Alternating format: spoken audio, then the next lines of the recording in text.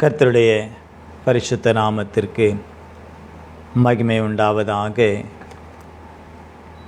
கர்த்தருடைய பெரிதான கிருபையினாலும் இரக்கத்தினாலும் அவருடைய சமூகத்திலே நாம் கூடி வந்து அவருடைய நாமத்தை மகிமைப்படுத்த கிருபை செய்த என் தேவனை நன்றியோடு துதிக்கிறேன், ஸ்தோத்தரிக்கிறேன். இந்த 2024 அந்த மே மாதம் அவருடைய சமூகத்திலே அவருடைய நாமத்தை நாம் மகிமைப்படுத்தி ஆரம்பிக்க தேவன் கிருபை செய்தபடினாலே என் தேவனை நன்றியோடு துதிக்கிறேன், ஸ்தோத்தரிக்கிறேன். இந்த 5வது மாதத்திலும் அவர் நம்மை ஆசீர்வதித்து அந்த ஆசீர்வாதத்தோடு கூட பிரவேசித்து இந்த மாதம் முழுவதும் இருக்கக்கூடிய ஆசீர்வாதங்களை நாம் சுதந்திரித்து கொள்ள அவர் நம்மோடு கூட இருக்கிற தேவனாயிருக்கிறார். அதற்காக என் தேவனை நன்றியோடு துதிக்கிறேன், ஸ்தோத்தரிக்கிறேன். உபாகமம் 7வது அதிகாரம் 21வது வசனத்தை நாம் வாசிக்கலாம். உபாகமம் 7:21, டியூட்டனாமி 7:21. அவர்களை பார்த்து பயப்பட வேண்டாம், உங்கள் தேவனாகிய கர்த்தர் உங்களுக்குள்ளே இருக்கிறார். அவர் வல்லமையும் பயங்கரமுமான தேவன்.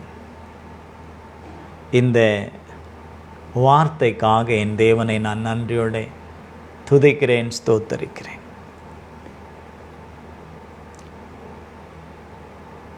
தினந்தோறும் நம்முடைய வாழ்க்கையிலே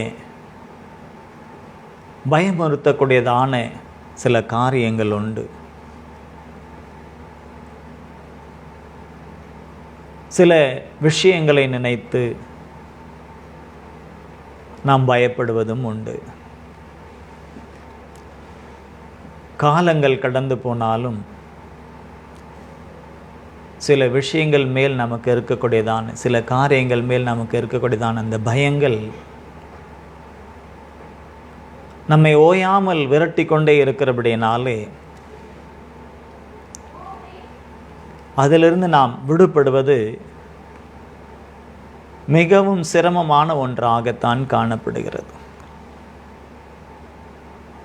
வெளித்தோற்றத்தை பார்த்தான் சில பேருக்கு பயப்படாதவர்களைப் போல தோன்றும். ஆனால் அவர்களை நெருங்கி விசாரித்தால் அவர்கள் ஆழ்மனதிலே இருக்கக்கூடியதான அந்த பயத்தை நாம் அறிந்து கொள்ள முடியும்.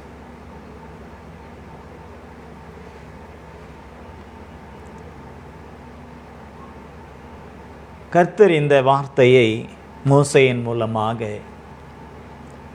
அன்றைக்கு இஸ்ரவேல் ஜனங்களுக்கு கொடுக்கும் பொழுது அவருடைய வாழ்க்கையிலே நித்தம் ஒரு பயம் இருந்து கொண்டே இருந்தது.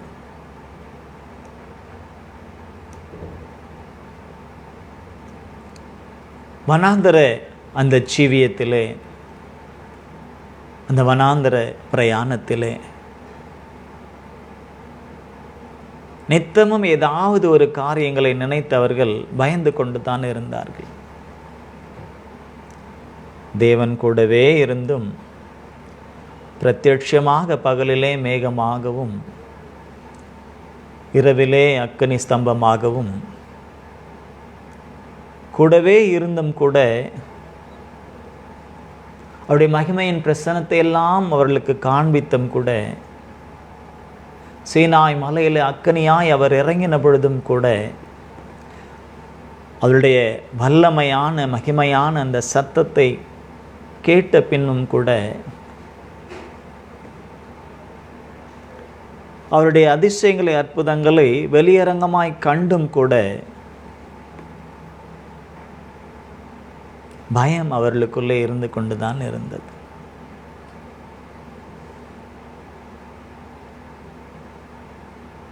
ஒவ்வொரு சூழ்நிலையிலும் ஒவ்வொரு காரியங்களை நினைத்து பிரயாணத்தின் ஒவ்வொரு பகுதியிலுமே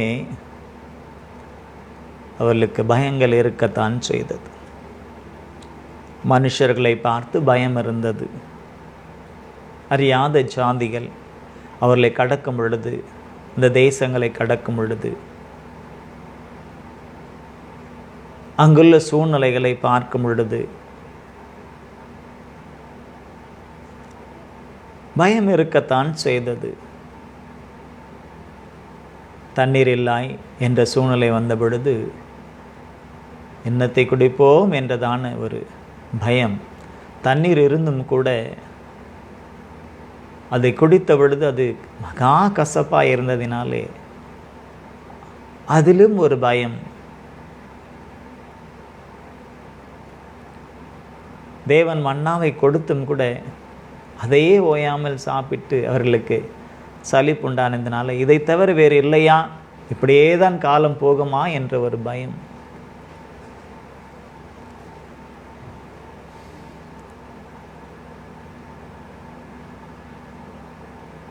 இன்னும் பலவிதமான நெருக்கங்கள்.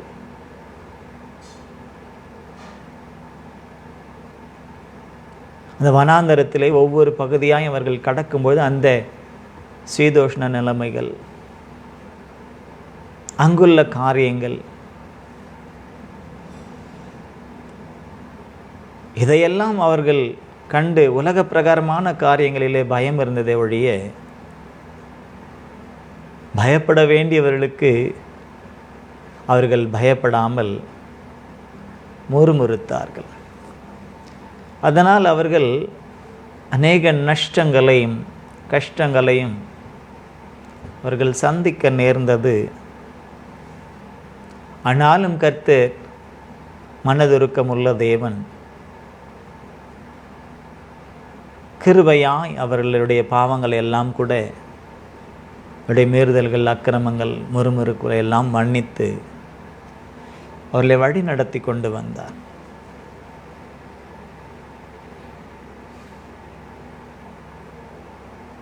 அப்படி வழி நடத்தி வரக்கூடிய அந்த சூழ்நிலையில தான் அவர்களை பார்த்து மோசேயின் மூலமாய் தேவன் சொன்ன வார்த்தை, அவர்களை பார்த்து பயப்பட வேண்டாம், உங்கள் தேவனாகிய கர்த்தர் உங்களுக்குள்ளே இருக்கிறார் என்று மோசே தேவனுடைய அந்த வார்த்தையையும் தேவனுடைய அந்த கிரியையையும் தேவனுடைய அந்த தன்மையையும் அவர் வெளிப்படுத்துகிறார். எதற்காகவும் நீங்கள் பயப்பட வேண்டாம், யாருக்காகவும் பயப்பட வேண்டாம், உங்கள் தேவனாகிய கர்த்தர் உங்களுக்குள்ளே இருக்கிறார். உங்கள் தேவனாகிய கர்த்தர் உங்களுக்குள்ளே இருக்கிறார்.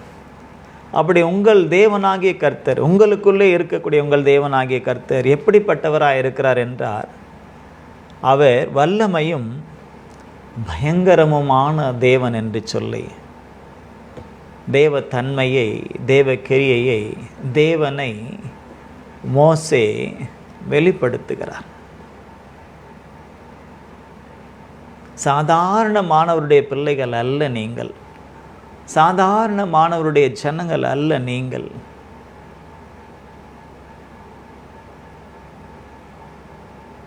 இந்த வானத்தையும் பூமியையும் அவைகளுள்ள சர்வ சேனைகளையும் சிருஷ்டித்த சிருஷ்டிகர்த்தாவாகிய தேவனுடைய பிள்ளைகள் நீங்கள். எல்லா ஜாதிகளுக்குள்ளும் ஜனங்களுக்குள்ளும் உங்களை அவர் விசேஷித்தவர்களாக தமக்கென்று தெரிந்து கொண்டார். ஆகவே தமக்கென்று தெரிந்து கொண்டவர்களை அவர் ஒரு நாளும் கைவிடுகிற தேவன் அல்ல.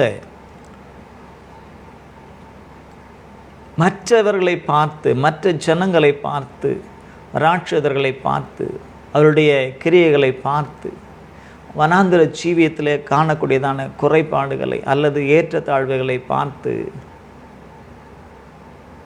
பயப்பட வேண்டாம். ஏனென்றால் பகலிலே மேகஸ்தம்பமாகவும் இரவிலே அக்னி ஸ்தம்பமாகவும் உங்களோடு வந்து கொண்டிருக்கிற தேவன், உங்களுக்குள்ளே இருக்கிற தேவன்.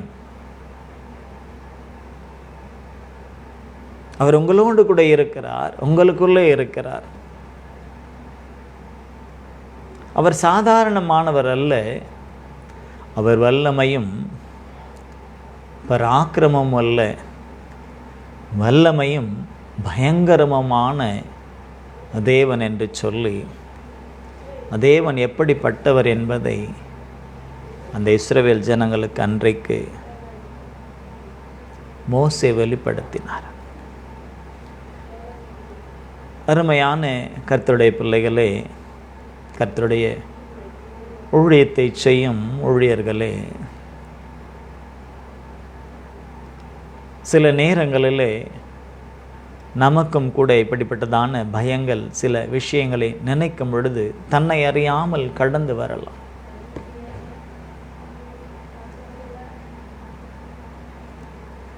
ஆனால் அன்றைக்கு மோசையோடு பேசி சொன்ன தேவனுடைய வார்த்தை இதுதான்: எதை கண்டும் எதை பார்த்தும் பயப்பட வேண்டாம்.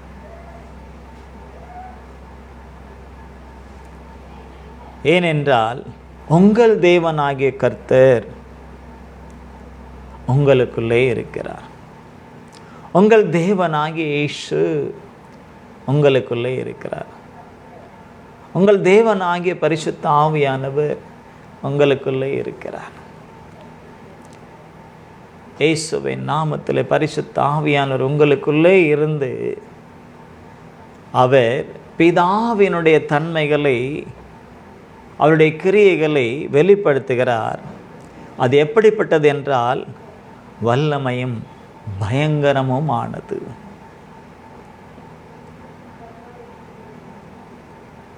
வல்லமையும் பயங்கரமும் ஆனது. அந்த வல்லமையை நாம் உணர்வோம், பயங்கரத்தை சத்துருக்கள் உணர்வார்கள். வல்லமையை நாம் காண்போம், அந்த வல்லமையின் மூலமாய் உண்டாகக்கூடிய அந்த பயங்கரத்தினாலே சத்துருக்களுக்கு ஏற்படும் நஷ்டங்களை சத்துருக்கள் அனுபவிப்பார்கள். பார்வோனின் தேசத்திலும் கர்த்தர் தம்முடைய பிள்ளைகளுக்குள்ளே இருந்து, பிள்ளைகளோடு கூட இருந்து, அந்த தேசத்திலே தம்முடைய வல்லமையை விளங்க பண்ணினார். கர்த்தருடைய பிள்ளைகளுக்கு அவருடைய வல்லமையாய் தெரிந்தது. ஆனால் சத்துருக்களுக்கு, அவருடைய பிள்ளைகளை எதிர்த்தவர்களுக்கு, அவருடைய பிள்ளைகளை ஒடுக்கினவர்களுக்கு, அவருடைய பிள்ளைகளுக்கு விரோதமாக எழும்பினவர்களுக்கு, அவருடைய பிள்ளைகளுக்கு பயத்தை உண்டு பண்ணினவர்களுக்கு அது பயங்கரமாய் இருந்தது. இவர்களுக்கு அது அதிசயம் அற்புதமாய் இருந்தது கர்த்தருடைய பிள்ளைகளுக்கு. ஆனால் கர்த்தருடைய பிள்ளைகளுக்கு விரோதமாய் எழும்பின சத்துருக்களுக்கோ, பயத்தை உண்டு பண்ணின சத்துருக்களுக்கு அது வாதையாக இருந்தது. இன்றைக்கும் அதே தான் பிரியமானவர்களே. தேவன் நேற்றும் இன்றும் என்றும் என்றென்றும் மாறாதவர். நம்முடைய கண் முன்னே அல்லது நமக்கு கண்ணுக்கு பின்னே நம்மை அறியாமல் பயங்கரங்கள் சூழ்ந்திருந்தாலும், பயங்கள் கடந்து வந்தாலும், விரோதமான காரியங்கள் பிணைக்கப்பட்டாலும், விரோதமாய் எழும்பினாலும், தனிநபருக்கு விரோதமாகவோ, குடும்பத்துக்கு விரோதமாகவோ, சபைக்கு விரோதமாகவோ, ஊழியங்களுக்கு விரோதமாகவோ, ஊழியக்காரனுக்கு விரோதமாகவோ, ஊழியக்கார குடும்பத்துக்கு விரோதமாகவோ, விசுவாசிகளுக்கு விரோதமாகவோ, விசுவாச குடும்பங்களுக்கு விரோதமாகவோ சத்ருவானவன் எழும்பி பயத்தை உண்டு பண்ண வேண்டும் என்று சொல்லி பல காரியங்களை அவர்கள் செய்து நம்மளை நெருக்கினாலும் நாம் பயப்பட வேண்டாம் என்று கர்த்தர் சொல்லுகிறார். கர்த்தருடைய ஆவியானவர் நமக்குள்ளே இருக்கிற பரிசுத்த ஆவியானவர். அவர் பயத்தின் ஆவியானவர் அல்ல, அவர் ஜெயத்தின் ஆவியானவர். அவர் பலவீனமுள்ள ஆவியானவர் அல்ல, நம்மளை பலப்படுத்துகிற ஆவியானவர். தள்ளாடுகிற முழங்கால்களையும் நிமிரும்படி செய்து ஸ்திரப்படுத்துகிற ஆவியானவர், நம்மளை நிலைநிறுத்துகிற ஆவியானவர். அவர் நம்மோடு கூட நமக்குள்ளே இருக்கிறார். இயேசுவின் நாமத்தில் நமக்குள்ளே இருக்கிறதான அவர் எப்படிப்பட்டவர் என்பதை நாம் உணர்ந்து விசுவாசிக்க வேண்டும். அன்றைக்கு மோசேயின் மூலமாய் சொன்னதைத்தான் இன்றைக்கும் கர்த்தர் நமக்கு உணர்த்துகிறார் அவருடைய ஆவியானவர் மூலமாக. அவர் எப்படிப்பட்டவர் என்றால் வல்லமையுள்ளவர். லக்ஷ்மணன் கூட பாட்டு பண்ணார், வல்லமையின் ஆவியானவர் எனக்குள்ளே வந்துவிட்ட காரணத்தினால் பொல்லாத சாத்தான ஒரு சொல்லால விரட்டின்.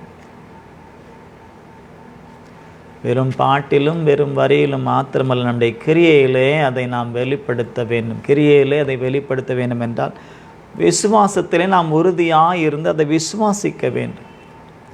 முதலாவது எனக்குள்ளே அவர் இருக்கிறார் என்பதை ஒவ்வொருவரும் அதை அறிக்கை செய்யணும். எனக்குள்ளே இருக்கிற தேவன், எனக்குள்ளே இருக்கிற கர்த்தர், அவர் வல்லமை உள்ளவர். எனக்குள்ளே இருக்கக்கூடிய பரிசுத்த ஆவியானவர், அவர் வல்லமை உள்ளவர், சத்ருவுக்கு பயங்கரமானவர்.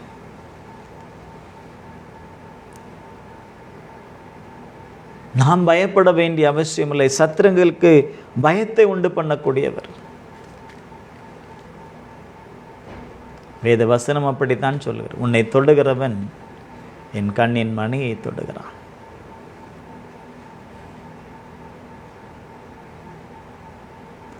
கண்ணின் மணியை தொடுவது அவ்வளவு எளிதல்ல. கண்ணுக்கிட்ட ஒரு சிறிய தூசி போனால் கூட உடனே அங்கே ஷட்டர் க்ளோஸ் ஆகிடும். அப்படியே உள்ள மீறி போனாலும் கூட அது வெளியே வரும் வரையிலும் ஒரு போராட்டம் இருக்கும். அது வெளியே வந்த பிற்பாடு தான் விடுதலை கிடைக்கும். அதை போல அந்த 2 இமைகள் எவ்விதமாய் போராடி அந்த தூசியை வெளியே தள்ளுகிறது, அதை போல கர்த்தர் நமக்காக யுத்தம் செய்கிற தேவனாயிருக்கிறார். நமக்காக கிரியை செய்கிற கர்த்தராயிருக்கிறார். நமக்குள் இருக்கக்கூடிய அவர் பெரியவர்.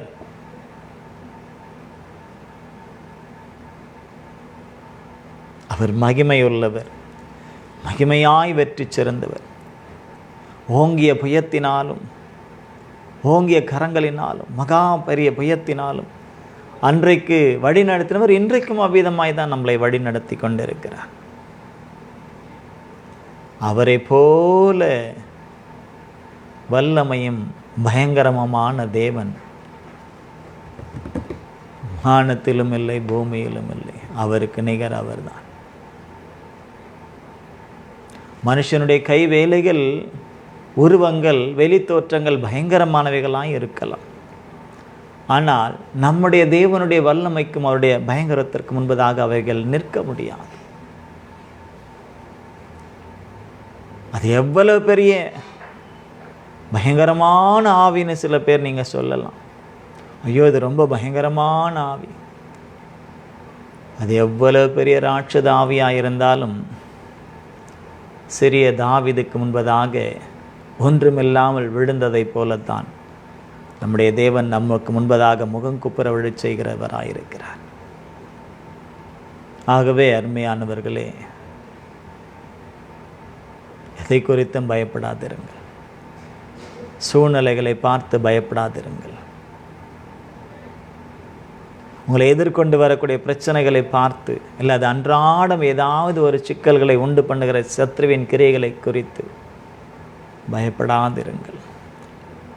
எதிர்காலத்தை குறித்து பயப்படாதிருங்கள்.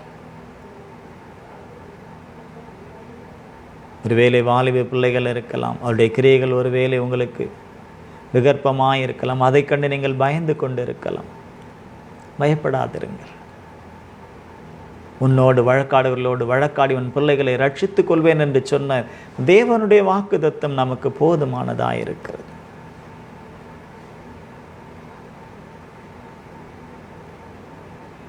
பிள்ளைகள் எல்லாரும் கர்த்தரால் போதிக்கப்பட்டிருப்பார்கள் என்று சொல்லப்பட்டிருக்கிறது. அதை விசுவாசிப்போம், அதை அறிக்கை செய்வோம். விசுவாசிக்கவில்லையா, விசுவாசிக்க மறுக்கிறார்களா, பரவாயில்ல, நாம விசுவாசித்து விசுவாசமாய் அறிக்கை செய்வோம். அதை கர்த்தர் கனம் பண்ணுவார். கர்த்தர் அதை மாற்றுவார், அந்த சூழ்நிலைகளை மாற்றுவார். அது எவ்வளவு பெரிதான காரியங்களாக இருந்தாலும், எரிகோவை போல பலமான ஒரு கோட்டையாக இருந்தாலும் கூட அவரை துதிக்கும் துதியினாலே அவைகள் நொறுங்கி இடிந்து விழுந்து விடும். ஐயோ கோட்டை போல இருக்கிறதே, ஒரு பெரிய தடை இருக்கிறதே, முன்னேற முடியவில்லையே என்று சொல்லி பயப்பட வேண்டாம்.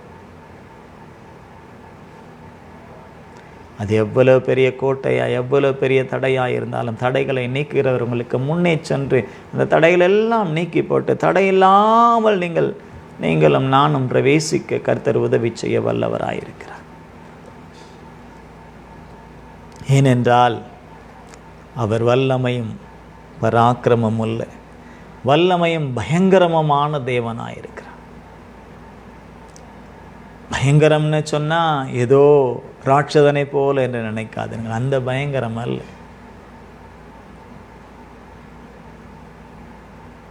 நம்முடைய தேவன் அப்படிப்பட்ட ஒரு தோற்றத்தை அவர் காண்பிக்கிறவர் அல்ல. அதெல்லாம் மனுஷனுடைய இமேஜினேஷன், மனுஷனுடைய எண்ணங்கள், கற்பனைகள். நம்முடைய தேவனோ பரிசுத்தர் பரிசுத்தர் பரிசுத்தர் என்று கேருபீன்களாலும் சேராபீன்களாலும் நித்தமும் போற்றப்படக்கூடியவர். அவருடைய அழகு அவ்வளவு மேன்மையானது. ஆனால் அவருடைய கிரியைகள் சத்துருக்களுக்கு விரோதமாய் பயங்கரமாக இருக்கும். எந்த பக்கத்திலே நீ நெருக்கப்பட்டாலும் பயப்படாதே. எந்த பக்கத்தில் நெருக்கப்பட்டாலும், யாரால் நெருக்கப்பட்டாலும், உன்னை விட பலசாலிகள் என்று நினைக்கிறாயா? உன்னை விட பணம் படைத்தவர்கள் என்று நினைக்கிறாயா? உன்னை விட அதிகாரம் படைத்தவர்கள் என்று நினைக்கிறாயா? பெரிய அதிகாரிகள் அல்லது தேசத்தின் அதிபதிகள் என்று நினைக்கிறாயா? யாராயிருந்தாலும் பயப்படாதே. நீ கர்த்தருக்கு உண்மை உள்ளவனாயிரு, பயப்படாதே. அவர் பார்த்து கொள்வார். நாம் அவருக்கு முன்பதாக அவருடைய நாமத்தை மகிமைப்படுத்தி அவருடைய நாமத்தின் மகிமைக்காக சாட்சியாக நாம் வாழ்வோம், ஜீவிப்போம் என்று சொன்னால் நாம் எதை கண்டும் அஞ்ச வேண்டியதில்லை, பயப்பட வேண்டியதில்லை. காரணம், நமக்குள்ளே இருக்கிறவர். அவர் வல்லமையும் பயங்கரமான தேவன். முதலாவது விசுவாசிக்கணும், அவர் எனக்குள்ளே இருக்கிறார். வானத்தையும் பூமியையும் சிருஷ்டி கர்த்தாவாகிய மகா பெரிய தேவன். வானம் அவரது சிங்காசனம், அந்த பூமி அவரது பாதப்படியாய் விளங்குகிற மகா பெரிய தேவன் எனக்குள்ளே இருக்கிறார் என்று நாம் ஒவ்வொருவரும், யாராயிருந்தாலும், ஊழியனாய் இருந்தாலும் சரி, விசுவாசியாய் இருந்தாலும் சரி, பெரியவர்களோ சிறியவர்களோ, வாலிபர்களோ கன்னிகைகளோ, முதிர் வயதானவர்களோ, கணவன் மனைவியாய் உள்ளவர்களோ, விதவைகளோ, யாராயிருந்தாலும், வியாதியஸ்தர்களோ பலவீனர்களோ, யாராயிருந்தாலும் விசுவாசிங்க. அவர் எனக்குள்ளே இருக்கிறார். அவர் எனக்குள்ளே இருக்கிறார். அப்படி எனக்குள்ளே இருக்கிறவர் சாதாரணமானவர் அல்ல. அவர் வல்லமை உள்ளவர். அவர் பயங்கரமானவர். பயங்கரம் என்றால் தோற்றம் அல்ல, அவருடைய கிரியைகள் பயங்கரமாக இருக்கும். சத்ருவுக்கு முன்பதாக நமக்கு ஒரு பந்தியை ஆயத்தப்படுத்தி நம்முடைய தலை எண்ணெயால் அபிஷேகம் செய்து நம்மை உயர்த்துகிற தேவன். ஜீவனுள்ள நாளெல்லாம் நன்மையும் கிருபையும் தொடரும்படியாக நம்மை ஆசீர்வதித்து பலப்படுத்துகிற தேவன். அவருடைய வீட்டிலே நீடித்த நாட்களாய் நிலைத்திருப்பதற்கு நம்மளை வழி நடத்துகிற தேவன். நம்மை இடரச் செய்யக்கூடியதான எல்லா சத்ருவின் கிரியைகளையும் அவர் முறியடித்து நாம் ஜெயம் சிறக்க வைக்கக்கூடிய தேவன் நமக்குள்ளே இருக்கிறார் என்பதை நாம் விசுவாசிக்க வேண்டும். நாம் விசுவாசிக்கிற தேவன் அவர் வல்லமையுள்ளவர் என்றும் பயங்கரமானவர் என்றும், சத்துருக்களுக்கு அவர் பயங்கரமானவர் என்றும், எனக்கு அவர் ஆசீர்வாதத்தை கொடுக்கிறவர் என்றும், என்னை ஆசீர்வதிக்கிறவர் என்றும், என்னை பலப்படுத்துகிறவர் என்றும், என் பலனானவர் என்றும் நாம் விசுவாசித்து அவருடைய நாமத்தை நாம் மகிமைப்படுத்துவோம். இந்த 5வது மாதம் அவர் நமக்குள்ளே இருந்து தம்முடைய வல்லமையையும் தம்முடைய பயங்கரத்தையும் சத்துருக்களுக்கு காண்பித்து சத்துருக்களை சிதறடித்து நம்மை ஜெயம் சிறக்க வைத்து அவருடைய நாமத்தை மகிமைப்படுத்தி சாட்சியாக நம்மளை நிலைநிறுத்த அவர் வல்லவராயிருக்கிறார். ஆகவே பயப்படாதிருங்கள், உங்கள் தேவனாகிய கர்த்தர் உங்களுக்குள்ளே இருக்கிறார். அவர் வல்லமையும் பயங்கரமுமான தேவன். பெரியவர் எனக்குள்ளே, மிகவும் பெரியவர் எனக்குள்ளே, பெரியவர் எனக்குள்ளே, மிகவும் பெரியவர் எனக்குள்ளே, ஒருவராய் பெரிய அதிசயம் செய்த பெரியவர் எனக்குள்ளே, ஒருவராய் பெரிய அதிசயம் செய்த பெரியவர் எனக்குள்ளே.